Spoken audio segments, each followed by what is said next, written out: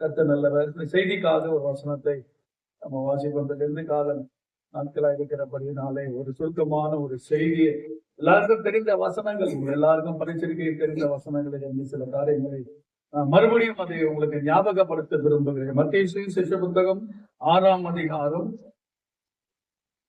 மத்தேயு சுவிசேஷ புத்தகம் 6ஆம் அதிகாரம் வசனம் 14. மனுஷருடைய தப்பிதங்களை நீங்கள் அவர்களுக்கு மன்னித்தால் உங்கள் பரமபிதா உங்களுக்கு மன்னிப்பார். ஆண்டவரே என்ன இந்த வாரம் செய்தி கொடுக்கணும், இந்த பிள்ளைங்க வருவாங்க சபைக்கு, அவங்களுக்கு என்ன கொடுக்கணும் அப்படின்னு சொல்லிட்டு பல யோசனைகள் வந்துட்டு திடீர்னு ஆண்டவர் இந்த மன்னிப்பு என்கிறதான ஒரு காரியத்தை தெளிவாக மைண்ட்ல ஆண்டவர் கொண்டு வந்து நிறுத்தினார். சரி, ஆண்டவரை வசனம் எங்க இருக்கு அப்பா அப்படின்னு சொல்லி கேட்கும் போது ஆண்டவர் இந்த வசனங்களை எனக்கு காண்பித்தார். இது ஜனங்களுக்கு சொல்லு அப்படின்னு சொன்னார். ஏன்னா இந்த காலத்துல 2 காலம் உபவாச நாட்களை இருக்கிறபடினாலே நம்முடைய கிரியைகள் நம்ம என்ன செய்யணும்? நம்முடைய கிரியைகள் சொல் அல்ல, செயல். அல்லேலூயா. சொல் வேற, செயல் வேற. நம்முடைய சொல்லும் செயலும் ஒன்றாக இருக்க வேண்டும். அதுதான் உண்மையான கிறிஸ்துவ வாழ்க்கை. சிலர் பேசுவாங்க, செய்ய மாட்டாங்க. சிலர் செய்வாங்க, பேச மாட்டாங்க. அல்லேலூயா. ஆனா ஆண்டவர் சொன்னாரு, உள்ளதை உள்ளதென்றும் இல்லதை இல்லதென்றும் சொல்லுங்கள் என்று கர்த்தராகிய தேவன் சொல்லியிருக்கிறார். அன்பான கர்த்தருடைய பிள்ளைகளே, இந்த பரமண்டல இருக்கிற அந்த ஜபத்தை ஆண்டவர் கற்றுக் கொடுத்து அந்த காரியங்கள் கடந்து வரும்போது அடுத்ததாக ஆண்டவர் தம்முடைய மக்களுக்கு அவர் என்ன சொல்லுகிறார் தெரியுமா? மனுஷருடைய தப்பிதங்களை நீங்கள் அவர்களுக்கு மன்னிக்க. மனுஷருடைய தப்பிதங்கள். நான் உங்களுக்கு சொல்றேன், மனுஷன் எல்லாமே ஒரு நீதிமான் ஒருவன் ஆகிய உலகத்துல இல்லை. கர்த்தருடைய பிள்ளைகளை நாம் அநேக விஷயங்களிலே தவறுகிறோம் என்று சொல்லி வேதம் நமக்கு தெளிவாய் சொல்லுகிறது. நாம் அநேக விஷயங்களிலே தவறி கொண்டிருக்கிறோம் என்று வேதம் சொல்லுகிறது. மனுஷர் என்று சொன்னாலே தவறுகிறவன் என்று சொன்ன ஆதி மனுஷரை தவறு செய்தவர் தான், பாவம் செய்தவர் தான். அப்படிப்பட்ட மனுஷருடைய தப்பிதங்கள் இருக்கு. மனுஷர்கிட்ட நிச்சயமாக குறைகள் உண்டு, மனுஷர்கிட்ட குற்றம் உண்டு, மனுஷர்கிட்ட சிறு தவறுகள் உண்டு, மனுஷர்கிட்ட சிறு பாவங்கள் இருக்கிறது. மனுஷர்கிட்ட எல்லா காரியங்களும் இருக்கதான் செய்கிறது. அது ரட்சிக்கப்பட்டிருந்தாலும் சரி, ரட்சிக்கப்படாது இருந்தாலும் சரி, அது ஆண்டவரை ஏற்றுக்கொண்டு இருந்தாலும் சரி, ஆண்டவரை ஏற்றுக்கொள்ளாமல் இருந்தாலும் சரி, யாராக இருந்தாலும் சரி, விசுவாசியா இருந்தாலும் ஊழியக்காரர்கள் இருந்தாலும் மனுஷன் தானே. என்ன செய்யணும்? அவருடைய தப்பிதங்கள் கண்டிப்பா இருக்கும். தப்பிதங்கள் கண்டிப்பா இருக்கும். ஊழியக்காரர் நான் பேசும்போது என்கிட்ட கூட சில தப்பிதங்கள் இருக்கும், குறைகள் இருக்கும். விசுவாசிகளாக உங்ககிட்ட கண்டிப்பா இருக்கும். அப்போ ஒருவருக்கு தப்பிதங்கள் இருக்க காணும் போது நம்ம என்ன செய்ய வேண்டும் என்று ஆண்டவர் சொல்லியிருக்கிறார்னா, அவங்களுடைய தப்பிதங்களை அவர்களுக்கு மன்னித்தால் என்று எழுதப்பட்டிருக்கிறது. அல்லேலூயா. மனுஷனுடைய தப்பிதங்களை அவர்களுக்கு நீங்கள் மன்னித்தால் உங்கள் பரமபிதா உங்களுக்கு மன்னித்தால் மன்னிப்பார். அல்லேலூயா. நீங்கள் மன்னித்தால் அவர் மன்னிப்பார். மன்னித்தால் மன்னிப்பார். இது ஒரு அருமையான ஒரு வார்த்தை. அவர் பெரிய பெரிய ஆட்கள் கூட இருக்கிறாங்க, பெரிய பெரிய ஆட்கள் இருக்கிறாங்க. மனுஷனுடைய தப்பிதங்களை நாம் கவனமாக அவங்களுடைய தப்பிதங்கள் நம்ம கண்ணுக்கு தெரியும்.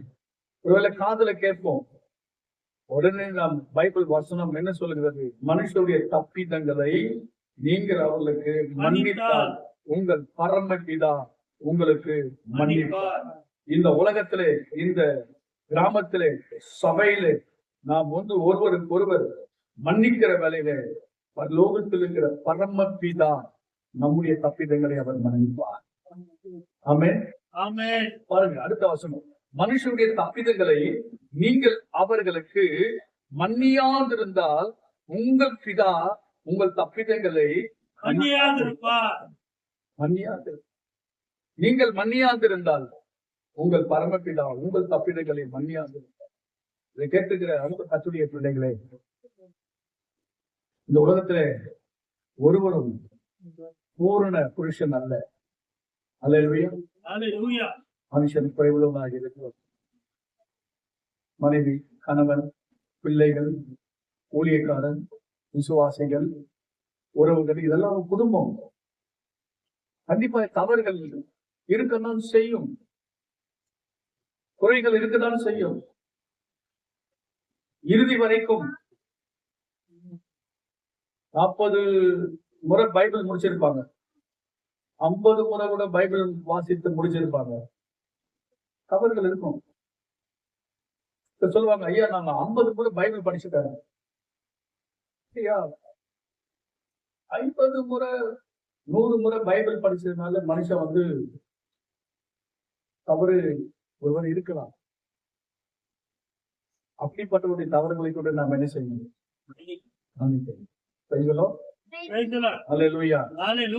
ஆகவே ரோமர் 14ஆம் அதிகாரம் 13வது வசனத்தை சீக்கிரமா வாசிங்க. 14:13 வசனம்.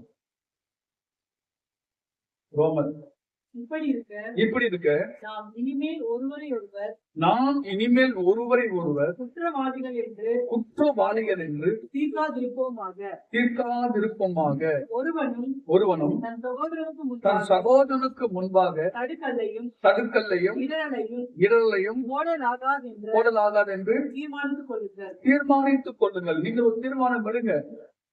இந்த சிலுவை தியான நாட்களிலே நாம் ஒரு தீர்மானம் எடுக்க வேண்டும். எப்படி இருக்க? நாம் இனிமேல் ஒருவரை ஒருவர் குற்றவாளிகள் என்று தீர்க்காதிருப்போமாக. ஒருவரை ஒருவர் நினைச்சு விடாது. குற்றவாளி காட்டி கொடுக்கிறது, நீ தான் செஞ்ச, நான் தான் செஞ்சேன், அப்படி ஒருத்தருக்கு வாக்குவாதம். குற்றவாளிகள் என்று பிறருக்கு முன்பாக நம்ம போடாதபடிக்கு ஒருவனும் தன் சகோதரனுக்கு முன்பாக தடுக்கல்லை இடரையும் போடலாகாது என்று தீர்மானித்துக் கொள்ளுங்கள். அல்லேலூயா, அல்லேலூயா. ஏனென்று சொன்னால் நம்முடைய தேவன் இரக்கமுள்ள தேவன். தேவன் எப்படிப்பட்டவர்? இரக்கமுள்ள தேவன். கர்த்தர் இரக்கமுள்ள தேவன். தேவன் இறங்குகிற தேவன். எல்லாருடைய தப்பிதங்களை அவர் மன்னிக்கிறவராய் இருக்கிறார். அக்கிரமங்களை மன்னிக்க அவர் ஆயத்தம் உள்ளவராய் இருக்கிறார். இதை கேட்கிற அன்பு கர்த்தருடைய பிள்ளைகளை, உங்களுக்கு தெரியுமா, அந்த பரமண்டல இருக்கிற எங்கள் பிதாவை இந்த ஜபத்துல இந்த 5வது வரியில ஒரு அந்த ஜபம் இருக்கு பார்த்தீங்களா? அது என்ன தெரியுமா? 6ஆம் அதிகாரம் 12ஆம் வசனத்துல, எங்கள் கடனாளிகளுக்கு நாங்கள் மன்னித்தது போல எங்கள் கடன்கள் என்ன கடன் தெரியுமா? பாவ கடன். என்ன கடன்? பாவ கடன். நம்ம கிட்ட ரூபா வாங்கல, பொருள் வாங்கல, இடம் வாங்கல, விக்கல, எதையே நம்ம வாங்கல, அந்த கடன் கிடையாது. இது வந்து பாவ கடன், நம்ம செய்ய அக்கிரம கடன், இழந்த கடன் என்று எழுதப்பட்டிருக்கிறது. எங்கள் கடன் என்ன? பாவ கடன். சொல்லுவாங்க, பெத்த கடன் இருக்குது, வளர்த்த கடன் இருக்குது, தர்ம கடன் இருக்குது, எல்லாத்துக்கும் ஒரு கடன் இருக்கு அப்படின்னு சொல்லுவாங்க. இது பாவ கடன். ஆண்டவர் நம்மளுக்கு மன்னிக்கணும். நம்ம வந்து ஆலயத்துக்கு வரும்போது, ஆண்டவரே என் மேல் கிருபையாயிருங்கப்பா, என் மேல் மன்னிப்பாகிறேன்.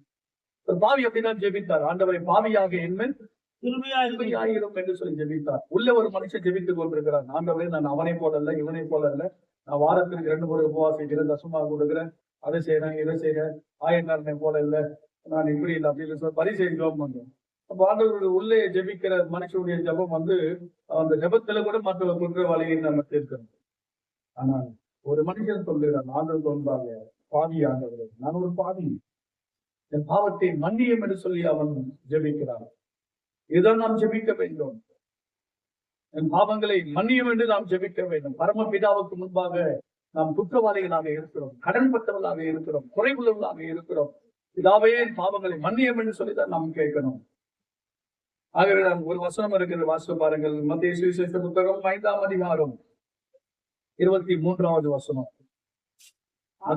ஆகையால் நீ பலிபீடத்தில் உன் காணிக்கையை செலுத்த வந்து உன் பேரில் உன் சகோதரனுக்கு குறை உண்டு என்று அங்கே நினைவு கூறுவாகி அங்கேதானே பலிபீடத்தின் முன் உன் காணிக்கையை வைத்துவிட்டு போய் முன்பு உன் சகோதரனோடு ஒப்புரவாகி பின்பு வந்து காணிக்கை செலுத்த வருகிற ஒரு மனுஷனுக்கு ஆண்டவர் சொல்லுகிறதான ஒரு காரியம் பாருங்க. காணிக்கையை செலுத்த வருகிற மற்றவர்கள் அநேகம் இருக்கிறாங்க. காணிக்கையை செலுத்த வந்த அந்த மனுஷன், ஒருவேளை உன் பேரில் உன் சகோதரனுக்கு குறைவுண்டு என்று அங்கே நீ நினைவு கூறுவாய். அங்கே உனக்கு ஞாபகம் வருமானால் உடனே போய் உன் காணிக்கை அங்கே வைத்து விட்டு முன்பு போய் உன் சகோதரனோடு ஒப்புரவாகிட்டு வா. உன் சகோதரனுக்குள்ளே ஏதாகிலும் குறைகள் இருக்கிற ஒருவருக்கு ஒருவர் மன்னித்து விடுங்க. ஒருவருக்கு ஒருவர் விட்டு கொடுங்க. ஒரு பேரில் உங்களுக்கு குறை உண்டு என்று சொன்னால் உடனே ஒப்புரவாகுதல். ஆண்டவர் நம்ம கொடுத்த ஊழியம் என்ன ஊழியம் தெரியுமா? ஒப்புரவாகுதல் ஊழியம். என்ன ஊழியம்? ஒப்புரவாகுதல் ஊழியம். ஒப்புரவாகுதல் எப்படி பரலோகத்துக்கும் பூமிக்கும் ஒரு பெரிய பிளப்பு இருந்துச்சுங்க. இயேசு கிறிஸ்துவின் சிலுவையின் மூலமாக தான் இன்னைக்கு பூலோகத்தில் இருக்கிற மனுஷன் பரலோகத்துக்கு போறதுக்கு ஒரு வழியை உண்டாக்குனார். ஒரு பிரிவினை இருந்துச்சுங்க. பிதாவை பார்க்கவே முடியாது, பிதாவை தரிசிக்கவே முடியாது, அவர்கிட்ட பேசவே முடியாது. இன்னைக்கு ஆண்டவராக இயேசு கிறிஸ்து வழியாக இருக்கிறார். அல்லேலூயா, அல்லேலூயா. நம்முடைய மீறுதல், நம்முடைய அக்கிரமங்களை இயேசு கிறிஸ்து சிலுவையில் ஏற்றுக்கொண்டு நம்முடைய பாவங்களை எல்லாம் அவர் மன்னித்து விட்டார். நம்முடைய பாவங்கள் மன்னியாதிருப்போம் என்று சொன்னால் நாம் ஒரு நாளும் பரலோகத்துக்கு போகவே முடியாது. தன் பாவங்களை மறைக்கிறவன் வாழ்வடைய மாட்டான். அவைகள் அறிக்கை செய்து விட்டு விடுகிறவனும் தேவனிடத்தில் இரக்கம் பெறுவான். நாம் அநேக விஷயங்களில் தவறுகிறோம் என்று வேதம் சொல்லுகிறது. ஆகவே எனக்கு அன்பான கர்த்தருடைய பிள்ளைகளே, நாம் தேவ சமூகத்திலே நாம் நின்று கொண்டிருக்கிறோம். ஒரு நாள் ஆண்டு சமூகத்தை நம்ம போவோம். அவர் நம்மளை விசாரிப்பார். ஆண்டவருக்கு நம்ம கணக்கு கொடுக்க வேண்டும். எல்லா விசுவாசிகளும் கணக்கு கொடுக்க வேண்டும் ஆண்டவருக்கு. கர்த்தர் வருவார், கணக்கு கேட்பார். கர்த்தர் வருவார், நம்மளை விசாரிப்பார். பூமியிலே நாம் என்ன செய்தோம் என்பதை ஆண்டவருக்கு முன்பாக நாம் கடன்பட்டவர்களாக இருக்கிறோம். ஒரு நாள் இல்ல, ஒரு நாள் வரும். அவர் கணக்கை கேட்கக்கூடிய நாள், நியாய தீர்ப்பின் நாள் வரும். நாம் என்னெல்லாம் செய்தோம் என்பதை கர்த்தருக்கு முன்பாக நாம் கணக்கு ஒப்புவிக்க வேண்டும். அதே சமயத்தில் ஆண்டவர் இரக்கம் உள்ளவராக இருக்கிறார். சொல்லுங்க அல்லேலூயா. எதற்காக தெரியுமா? நம்முடைய பாவங்களை நாம் தேவ சமூகத்தில் அறிக்கை செய்ய வேண்டும். நீ பலிபீடத்தில் உன் காணிக்கையை செலுத்த வந்து உன் பேரில் ஒரு சகோதரனுக்கு குறை உண்டு என்று அங்கே நினைவு கூறுவாயாகில், அங்கே தானே பலிபீடத்தில் உன் காணிக்கையை வைத்து விட்டு போய் முன்பு உன் சகோதரனோட ஒப்புரவாகு, பின்பு வந்து உன் காணிக்கையை செலுத்து. சமாதானம் பண்ணுகிறவர்கள் 5:9 எழுதப்பட்டிருக்கிறது. மற்ற 5:9 சமாதானம் பண்ணுகிறவர்கள் பாக்கியவான்கள், அவர்கள் தேவனுடைய புத்திரர் எண்ணப்படுவார்கள் என்று எழுதப்பட்டிருக்கிறது. நாம் தேவனுடைய பிள்ளைகளாக இருக்கிறோம். ஒருவர் நாம் என்ன செய்ய வேண்டும்? சமாதானமாக இருக்க வேண்டும். சண்டையிடக்கூடாது. ஒரு நாளும் நம்ம சண்டையிடவே கூடாது. ஒருவருக்கு ஒருவர் நம்ம எப்படி இருக்க வேண்டும்? விட்டு கொடுக்க வேண்டும். சமாதானத்திற்கு என்ற காரியத்தை நம்ம செய்யணும். தேவன் கலகத்திற்கு தேவன் அல்ல, அவர் சமாதானத்திற்கு தேவனாக இருக்கிறார். தேவன் சண்டைக்கு தேவன் அல்ல, அவர் சந்தோஷத்திற்கு தேவனாக இருக்கிறார். ஆகவே நமக்குள்ள இருக்கக்கூடிய வேற்றுமை, பகை, இதெல்லாம் விட்டு விலக வேண்டும். ஆமென். மத்தேயு சுவிசேஷ புத்தகம் 18ஆம் அதிகாரத்திலே ஒரு உவமையை ஆண்டவர் சொன்னார். அருமையான ஒரு உவமை. மத்தேயு சுவிசேஷ புத்தகம் 18ஆம் அதிகாரத்திலே வசனம் 23 படிங்க பார்ப்போம். 21. அப்பொழுது பேதுரு அவரிடத்தில் வந்து, ஆண்டவரே, என் சகோதரன் எனக்கு விரோதமாய் குற்றம் செய்து வந்தால் நாம் எத்தனை தரம் மன்னிக்க வேண்டும்? 7 தரம் மட்டுமோ என்று கேட்டார். அருமையான ஒரு கேள்வியை ஆண்டவரிடத்தில் கேட்கிறான் பேதுரு. நல்ல ஒரு கேள்வியை கேட்கிறார். ஆண்டவரே, என் சகோதரன் எனக்கு விரோதமாய் குற்றம் செய்து வந்தால் நான் எத்தனை தரம் மன்னிக்க வேண்டும்? 7 தரம் மட்டுமா என்று கேட்கிறார். என் சகோதரன் எனக்கு விரோதமாய் தவறு செய்தால், ஒரு நாளைக்கு அவன் எனக்கு விரோதமாய் 7 முறை தவறு செய்கிறான். ஒரு நாளைக்கு 7 முறை தவறு செய்கிறான். 7 தரம் அவனை மன்னிக்க வேண்டுமா ஒரு நாளைக்கு அப்படின்னு கேட்கிறார். அதற்கு இயேசுவிடத்தில் வந்த பிரதியுத்தரம், அவரிடத்தில் வந்ததான பதில், இயேசு சுவாமி இடத்துல அவர் வாயிலிருந்து வரக்கூடிய அந்த காரியம் நமக்கு தேவை. அதுதான் நமக்கு வேணும். இயேசு சுவாமி என்ன சொல்ற அதுதான் நீங்க கவனிக்க வேண்டும். ஆண்டவர் என்ன சொல்ற அதை கவனிங்க. ஆண்டவருடைய வாயிலிருந்து வரக்கூடிய வார்த்தையை தான் நம்ம பெற்றுக்கொள்ள வேண்டும். ஆண்டவர் சொன்னார் 7 தரம் மாத்திரம் அல்ல, 7 தரம். சில சொல்றாங்க அந்த எண்ணிக்கை வந்து அதான் கடைசியா. அல்லேலூயா. எண்ணுகளிலே அதான் கடைசி எண்ணம். எண்ணு இருக்குல்ல, அந்த எண்களிலே பெரிய எண்ணெய் தானா? எண்களிலே பெரிய எண்ணெய். அப்ப ஆண்டவர் கடைசி எண்ணெய் ஆண்டவர் குறிச்சு பிடிச்சிட்டார். எண்களிலே பெரிய எண்ணெய் ஆண்டவர் பிடிச்சிட்டார். அந்த பெரிய எண்ணெய் தான் 70 என்றதான அந்த நாட்களிலே ஆண்டவருடைய பெரிய எண்ணெய். அந்த நாட்களில் அந்த எண்ணெய் அப்போ இருந்தவர்களுக்கு தெரியாது. இந்த காலத்துல பெரிய எண்ணெய் எதுவோ அதை லாஸ்ட் எண்ணெய் எதுவோ அதை பிடிச்சார் ஆண்டவர். எண்களிலே பெரிய எண்ணெய் ஆண்டவர் தொட்டார். நீ இவ்வளவுதான், கணக்கே இல்லைன்ட்டாரா? கணக்கே இல்லைங்க, கூட்டி பார்க்க முடியாது. அப்போ ஆண்டவருடைய வாயில இருந்து வரக்கூடிய அந்த வார்த்தை என்ன தெரியுமா? நீ மன்னிச்சுட்டே இருக்கணும். ஆமென். மன்னிச்சுட்டே இருக்கணும். யோசேப்பின் சகோதரர்கள் கவனித்து பாருங்க. குழியில போட்டாங்க, வஸ்திரங்களை உரிந்து கொண்டாங்க, தண்ணி கொடுக்கல. கூட பிறந்த சகோதரர்கள் எவ்வளவு துன்பப்படுத்த வேண்டும் அவ்வளவு துன்பப்படுத்தினாங்க. ஒரு நாள் இஸ்மாயில் கையில விட்டு போட்டாங்க. அவன் போனாரு, போத்தி பட்டத்துல வேலை செஞ்சாரு, கத்துல கூட இருந்தாரு, சிறைச்சாலையில இருந்தாரு, குற்றவாளிகள் தீர்க்கப்பட்டாரு. அவரை வெளியே கொண்டு வந்தாரு, சொப்பனம் கண்டாரு. அது 2 பேருக்கு வியாக்கரணம் பண்ணி கொடுத்தாரு. ஒருத்தன் போய் சொன்னா, அடைச்சிட்டு ராஜாவுக்கு சொப்பனம் வந்தது. சொப்பனத்துக்கு விட கண்டுபிடிக்க முடியல. யோசேப்புக்குள்ள விசேஷி தாவி இந்த சொப்பனத்துக்கு அர்த்தத்தை கண்டுபிடிச்சு அந்த காரியங்கள்லாம் ராஜாவுக்கு சொல்லும் போது அவனை வந்து உயர்த்தி சரப்பணி கழுத்துல மாலை போட்டு கையில முத்திரை மோந்திரமாக போட்டு ராஜா ஏறுகிறதாக முதலில் உட்கார வைத்து அவ்வளவு ஒரு உயர்வை தேவன் கொடுத்தார் யோசேப்பு. பஞ்சம் வந்தது. சகோதரர் வீட்டுல இருந்து, அப்பா வீட்டுல இருந்து தம்பி அண்ணன் தான் வராங்க. யோசேப்புன்னு தெரியாது. ஆனா யோசேப்பு அவங்களை பழி வாங்கல, அவங்களை மன்னிச்சுட்டார். யோசேப்பு என்ன செய்தாரு? தன் சகோதரர்கள் செய்த வெகு தீமை செய்தாங்க, வெகு தீமையை செய்தாங்க. கொஞ்ச நெஞ்ச தீமை இல்லை. இந்த வடு இருக்கும், வடு உடம்புல இந்த வடு இருக்கும், அடிச்ச வடு. அல்லேலூயா. அந்த வடு பார்க்கும் போதுதான் நமக்கு ஞாபகம், ஐயோ அடிச்சிட்டாங்களே, வடுக்கள் இருக்கு உடம்புல, சில வடுக்கள். அந்த வடுவை பார்க்கும் போதுதான் இவங்க அடிச்சுட்டாங்க. தம்பி சாட்சி சொன்னார், பாஸ்டர் ஆனந்த், அம்மா அடிச்சா குச்சியே வந்து உடஞ்சி போச்சா. அல்லேலூயா. எங்க அம்மா கையில நான் வாங்கல அடியா. அல்லேலூயா. குச்சி இல்லைங்க, தொடப்ப கட்ட பிஞ்சிரும். அல்லேலூயா. அவ்வளவு அடி. இந்த கிச்சன்ல கரண்டி உடஞ்சிருங்க. அடிக்கிற அடியில என்ன ஓடியும் அந்த வடுகள்ல அப்படியே இருக்கும்.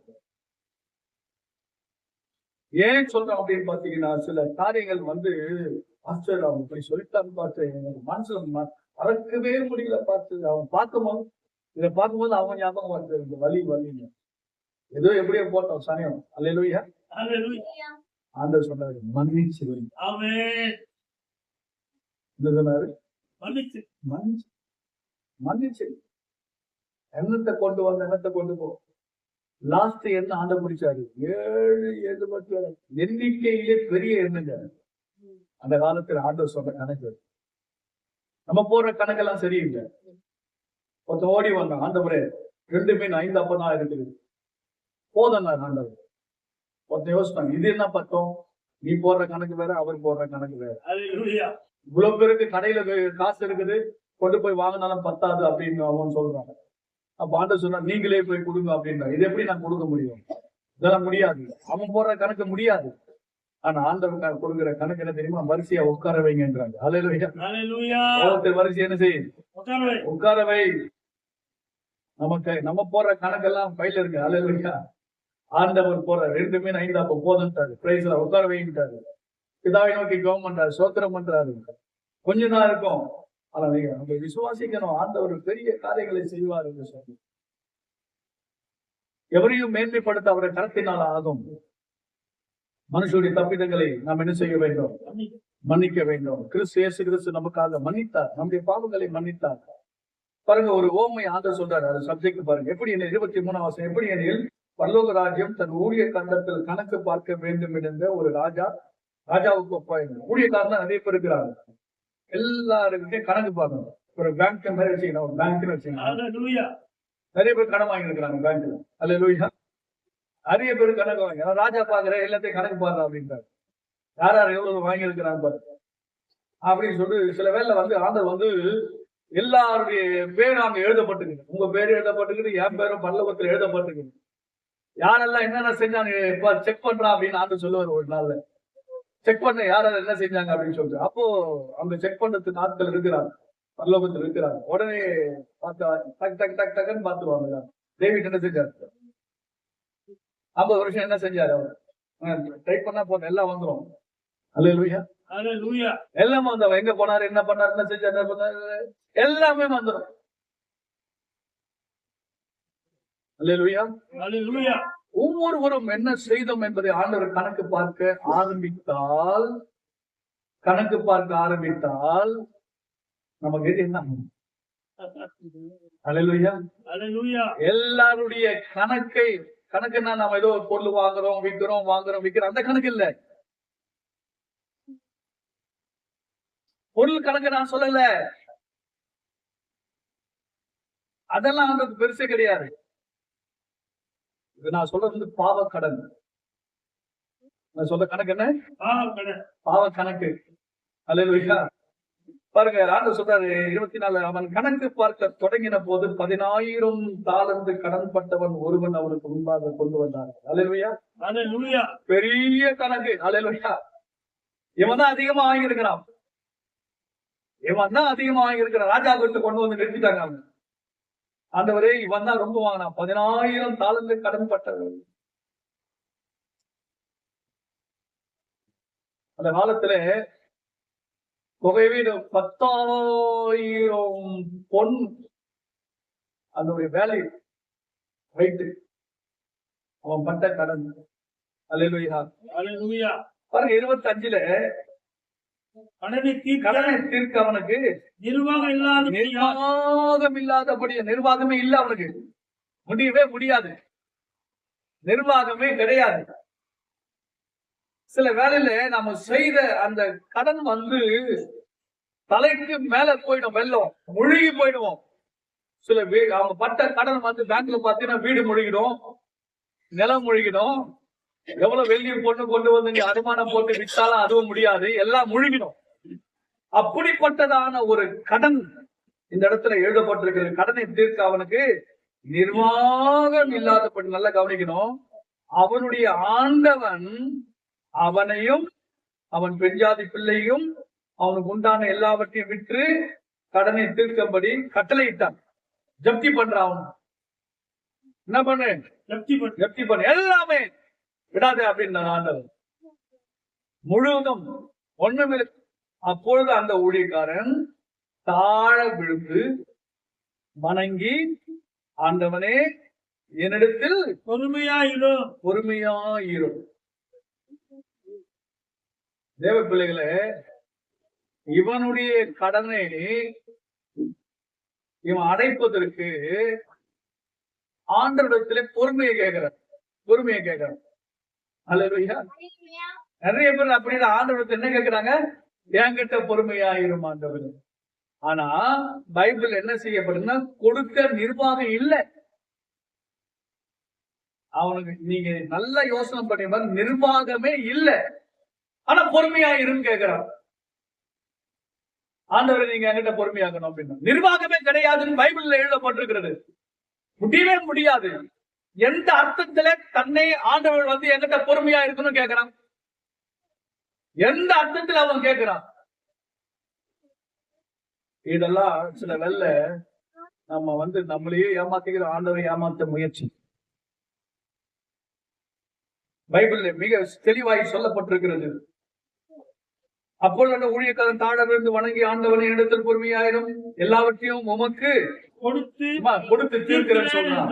சில வேலை ஒண்ணுமே முடியாதுங்க, அதெல்லாம் முடியும்னு சொல்லுவாங்க. என்னன்னா அவங்களுக்கு அந்த பெருமை விட மாட்டான். பெருமை முடியாது, கொஞ்சம் கூட முடியவே முடியாது. நிர்வாகமே கிடையாது, தெரியும்.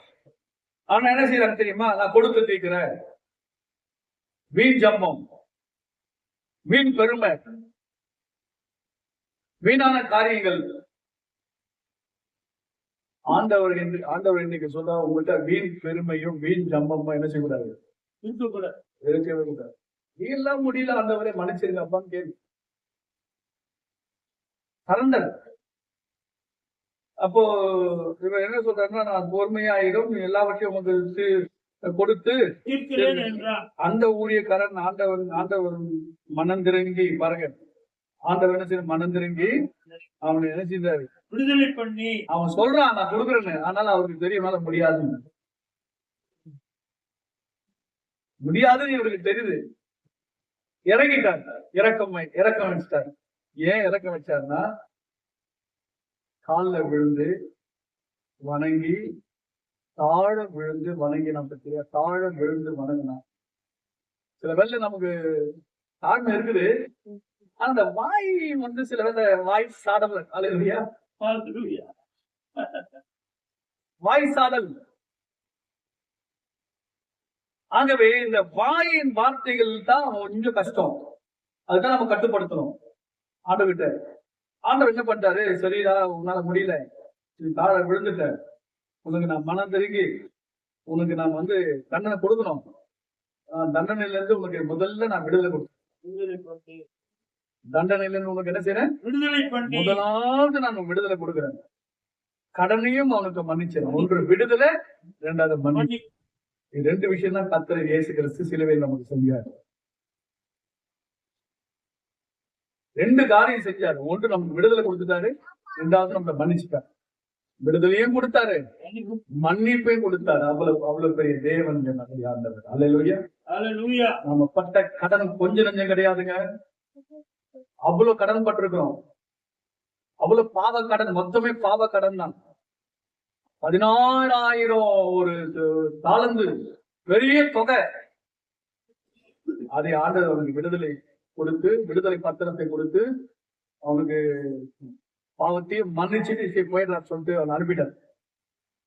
அவன் விடுதலை பெற்றுக்கொண்டு எஜமானிடத்தில் ஆண்டிடத்துல மன்னிப்பையும் பெற்றுக்கொண்டு அந்த இடத்துல அவன் போறார். வெளியே போகும்போது அந்த ஊழியக்காரனுடைய ஆண்டவன், அடுத்த வசனம், அப்படி இருக்க அந்த ஊழியக்காரன் புறப்பட்டு போயிட்டான். மன்னிப்பையை பெற்றுக்கொண்டு விடுதலை பெற்றுக்கொண்டு புறப்பட்டு போயிட்டு இருக்கிறான். போகும்போது தன்னிடத்தில் 100 வெள்ளி பணம் கடன் பட்டிருக்கிறவனாகிய தன் உடன் வேலைக்காரர் ஒருவனை கண்டு, இவங்கிட்ட ஒருத்தனை 100 வெள்ளி கடன் பட்டான். 100 வெள்ளியும் 10,000 பொன் தாளந்தையும் வச்சு பாருங்க, ஒண்ணுமே இல்லைங்க. அல்லேலூயா. அவ்வளவு பெரிய கடனை அவர் மன்னிச்சிட்டாரு. ரெண்டாவது 100 வெள்ளி பணம் தன் உடன் ஊழியக்காரர், 100 பணம். அந்த உடன் ஊழியக்காரனை கண்டு அவனை பிடித்து நெரித்து 2 கையை பிடிச்சு தொண்டை நெருக்கிறாங்க. தொண்டையை நெருக்கிறாங்க. 100 பணத்துக்காக தொண்டையை நெருக்க. 100 வெள்ளி கொடு, நீ பட்ட கடனை எனக்கு கொடுத்து தீர்க்க வேண்டும் என்றால், தீர்க்க வேண்டும் என்று மன்னிப்பை பெற்று விடுதலை பெற்றவன் வெளியே இன்னொருத்தர கழுத்தை பிடிக்கிறான். இவன் கழுத்து ஆண்டவர் பிடிச்சாரா? இவன் கழுத்து ஆண்டவர் பிடிச்சாரா? பிடிக்கல. இவனை விடுதலை பண்ணி மன்னிச்சு அனுப்பிட்டாரு. இவன் போய் என்ன பண்றான், மற்ற கழுத்தை பிடிச்சி நெருக்கிறான். அப்பொழுது அவனுடைய வேலைக்காரன் அவன் காலில விழுறான்.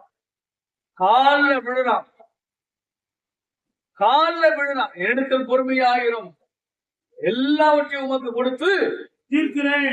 இவன் என்ன ஜபம் பண்ணா அதே ஜபம் தான் அவன் பண்றான். அல்லேலூயா. அந்த ஊழியக்காரர் 30 அவனும் சம்மதியாம, இல்ல நீ 100 வெள்ளி பணம் கொடுத்து தீர்க்கணும், சம்மதிக்கல. பாருங்க, அவனும் சம்மதியாமல் போய் அவன் பட்ட கடனை கொடுத்து தீர்க்கும் அளவும் அவனை காவல தூக்கி போட்டான். கேசு போட்டு அவனை தூக்கி உள்ள போட்டான். நடந்ததெல்லாம் யாரு கேள்விப்படுறது? நடந்ததெல்லாம் அவனுடைய உடன் வேலைக்காரர் கண்டு மிகவும் துக்கப்பட்டு ஆண்டவனிடத்தில் நடந்ததெல்லாம் சொல்றாங்க. ஆண்டவனே, நிறைய ஊழியக்காரர் இருக்கிறாங்க, நிறைய விசுவாசிகள் இருக்கிறாங்க. நீங்க ஒருத்தனை மன்னிச்சிட்டீங்க, பெரிய கடனை மன்னிச்சிட்டீங்க. அவன் தாங்கிட்ட 100 வெள்ளி பணம் வாங்கினவனை ரொம்ப துன்பப்படுத்தி கழுத்தை நெரிச்சு அவனை அடிச்சு அவன் கழுத்தை பிடிச்சி காவல்ல போட்டாண்டவனே சொல்லி அவங்கள்ட்ட சொல்றாங்க ஆண்டவனுக்கு. அப்பொழுது அவனுடைய ஆண்டவன் அவனை அழைப்பித்து, பொல்லாத ஊழியக்காரனே, என்ன ஊழியக்காரன், பொல்லாத ஊழியக்காரனே, நீ என்னை வேண்டிக் கொண்டபடியினால அந்த கடனை முழுவதும் உனக்கு நான் மன்னித்து விட்டேன். நீ என்னை வேண்டிக்கிறேன், உன் கடன் 16,000 பொன் தாளந்துகளை நான் உனக்கு மன்னிச்சுட்டேன். நான் உனக்கு இறங்கினது போல நீயும் உன் உடன் வேலைக்காரனுக்கு இறங்க வேண்டாமோ? அல்லேலூயா. ஆண்டவர் அதான் சொல்றாரு, நான் உங்களுக்கு மன்னிச்சுட்டேன், நான் உங்கள் தப்பிதங்களை மன்னிச்சேன், நீயே மற்றவங்களுடைய தப்பிதங்களை மன்னிக்க கூடாது கேட்கிறேன்.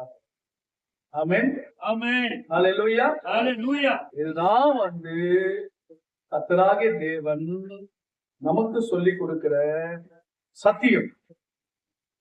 இதான் சத்தியம். பிறர் குற்றம் மன்னித்தோம், ஆதலால் எங்கள் குற்றங்களை மன்னியும் சுவாமி. ஆண்டவரே, எங்கள் குற்றங்களை மன்னி. நாங்கள் மற்றவருடைய குற்றங்களை நான் மன்னிக்கிறேன், என் குற்றத்தையும் நீர் மன்னிச்சிடும் ஆண்டவரே.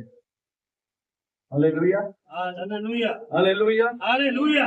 நம்ம மன்னிக்க வேண்டும். நான் உனக்கு இறங்கினது போல நீயும் உன் உடன் வேலைக்காரனுக்கு என்ன செய்யணும்?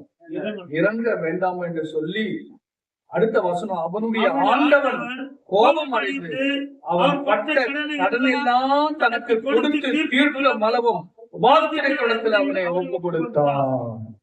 பார்த்தீங்களா நம்முடைய முடிவு என்னமா? தேவனை போல நாமும் இருக்க வேண்டும். நீங்களும் அவனவன் தன் சகோதரனுக்கு செய்த தப்பிதங்களை மனப்பூர்வமாய் மன்னியாமல் போனால் என் பரமபிதாவும் உங்களுக்கு இப்படியே செய்வார். அல்லேலூயா, அல்லேலூயா. கர்த்தர் நமக்கு சொல்லிக் கொடுக்கிற அந்த காலையில் என்ன சத்தியங்கள் என்று சொன்னால், அந்த மத்திய சுவிசேஷ புத்தகம் 6ஆம் அதிகாரத்துல 14ஆம் வசனம் சொல்லுது, மனுஷனுடைய தப்பிதங்களை நீங்கள் அவர்களுக்கு மன்னித்தால் உங்கள் பரமபிதா உங்களுக்கு மன்னிப்பார். மன்னிப்பார மன்னிக்க மாட்டார்? மன்னிப்பார்.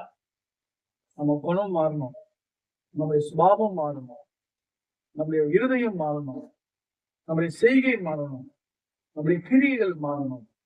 கர்த்தருக்கு முன்பாக சொல்றேன், ஒருவரை ஒருவர் குற்றவாளிகளுக்கு தீர்க்காதிருங்கள், ஒருவரை ஒருவர் மன்னித்து விடுங்கள், அன்பு காட்டுங்கள். எபேசியர் புத்தகத்தோட வசனம் இருக்கு, நான் சொல்லி முடிச்சிடறேன். எபேசியர் புத்தகம் 5ஆம் அதிகாரம் 4ஆம் அதிகாரம் 30, 31, 32 வசனங்களை வாசி.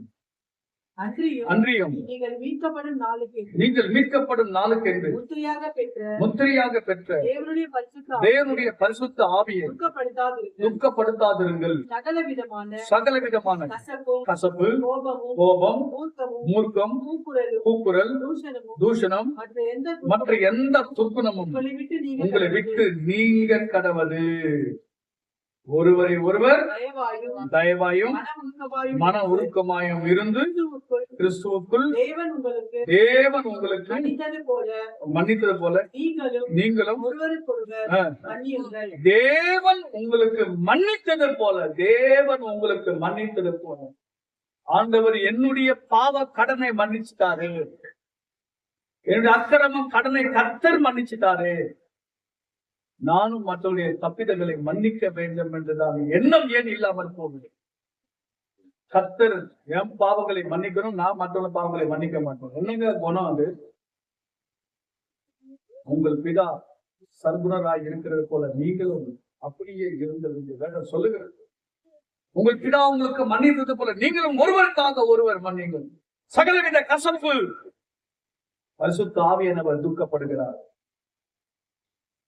கோபம் ஆவியானவர் துக்கப்படுகிறார், மூர்க்கம் ஆவியானவர் துக்கப்படுகிறார், கூக்குரல், முறுமுறுப்பு ஆண்டவர் அங்க துக்கப்படுகிறார், தூஷணம் பரிசுத்த ஆவியானவர் துக்கப்படுகிறார், துர்குணம் பரிசுத்த ஆவியானவர் துக்கப்படுகிறார். விசுவாசிகளுக்கு இப்படிப்பட்ட கிரியைகள் இருக்கவே கூடாது. இதெல்லாம் நமக்கு வேண்டாம். விட்டு விலகு, விட்டு விலகு. இயேசு கிறிஸ்துவை கவனித்து பாருங்கள். அவர் எவ்வளவு சகிப்பு தன்மை உள்ளவராய் காணப்பட்டார். பாடுகளை பொறுமையாக எதிர்கொண்டார். துன்பங்களை கண்டு அஞ்சாமல் அதை எதிர்நோக்கி நமக்காக சிலுவையில் ரத்தம் சிந்தினாரே. பிதாவே இவர்களை மன்னியும் என்று நமக்காக ஜெபித்தாரே. அப்படிப்பட்ட நல்ல ஆண்டவருடைய பிள்ளைகளாக நாம் மற்றவருடைய பாவங்களையும் குறைகளையும் நாம் அதிகப்படுத்தி பேசவே கூடாது. அவங்களை மன்னிக்கணும். கொலேசியர் புத்தகம் 3ஆம் அதிகாரம், கொலேசியருக்கு எழுதின புத்தகம் 3ஆம் அதிகாரம் 13வது வசனம்.